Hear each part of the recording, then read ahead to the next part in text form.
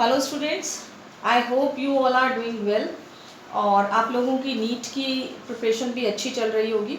अगर किसी को भी कोई डाउट्स हैं रिगार्डिंग केमिस्ट्री और बायोलॉजी, वेदर बोर्ड्स और फॉर नीट, तो आप मुझे इनबॉक्स कर सकते हैं, व्हाट्सअप कर सकते हैं।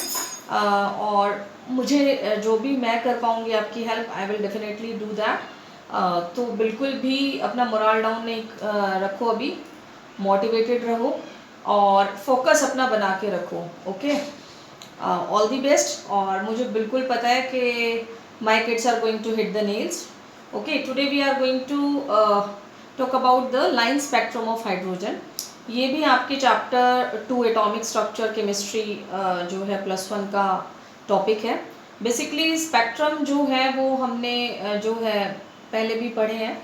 हमने इमिशन स्पेक्ट्रम के बारे में बात की है। Spectrums is basically splitting. जब हम किसी रेडिएशन को स्प्लिट करके स्पेक्ट्रोग्राफ या स्पेक्ट्रोस्कोप पे उसको एनालाइज करें तो दैट इज़ कॉल्ड स्पेक्ट्रम।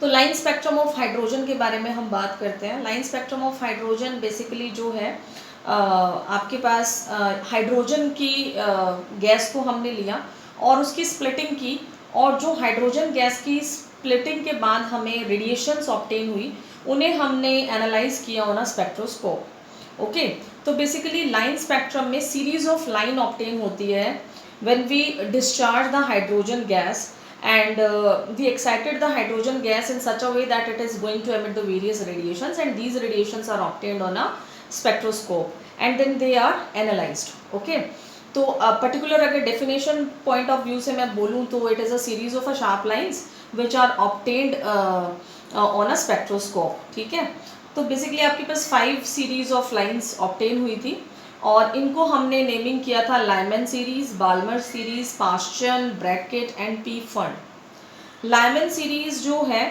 इसमें ये जो मैंने N1 और N2 लिखा है, these are the energy level. N1 हमने लोअर एनर्जी लेवल को बोला है और N2 हमने हायर एनर्जी लेवल को बोला है।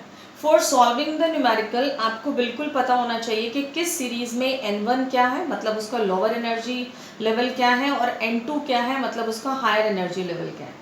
तो लाइमन सीरीज में N1 1 है और N2 है 2, 3, 4, 5 and so on. Balmer series में N1 मतलब उसका जो लोअर एनर्जी लेवल है वो 2 है और N2 है 3, 4, 5, 6 and so on. Paschen series में N1 है 3 और N2 जो है मतलब जो उसका हायर एनर्जी है वो 4, 5, 6, 7 एंड सो ऑन है।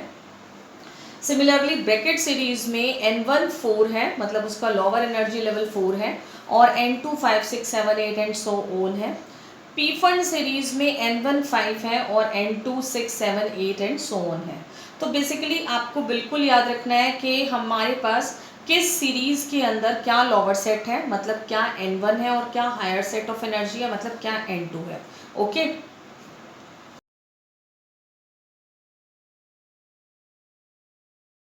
नाउ द सेकेंड टॉपिक जो हम आज कवर करेंगे वो है रेडबर्ग फॉर्मूला।